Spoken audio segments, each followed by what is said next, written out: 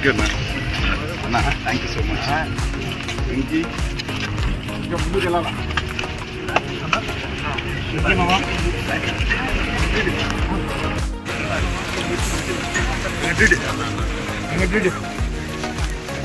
ఏం మాట్లాడు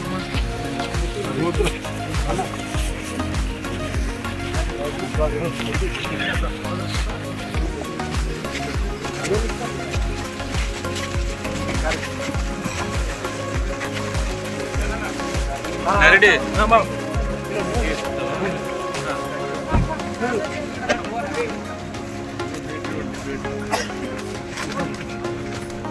thank you అందరికీ థ్యాంక్స్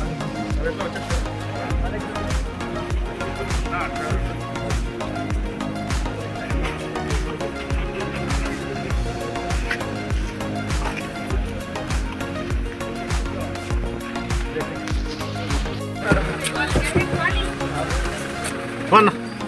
వెళ్ళిపోండి ఓ బాబు అన్న థ్యాంక్ యూ అన్న.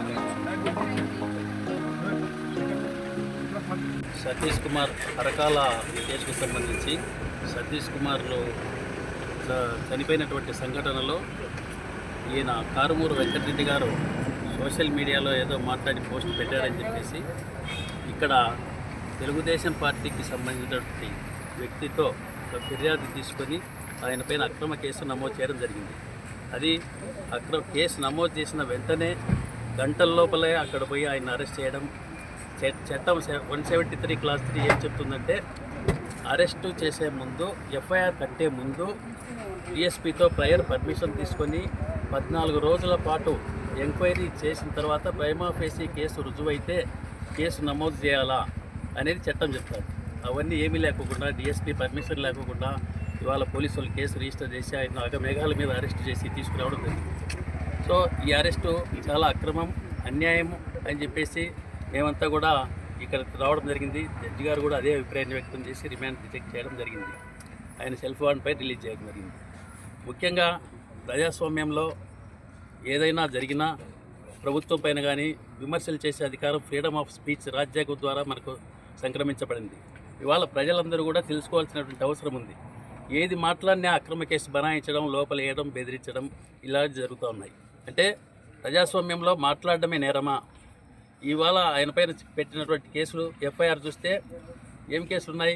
ఒక్కో సెక్షన్లో మత విద్వేషాలు రెచ్చగొట్టేట్లు, ప్రాంతీయ అసమానతలు ఇవన్నీ ఉండేటట్లు, ప్రాంతాల మధ్య రెచ్చగొట్టినట్లు ఇలాంటి సెక్షన్లు పెట్టారు. కానీ ఆ సెక్షన్లన్నీ ఏవి వర్తించవు.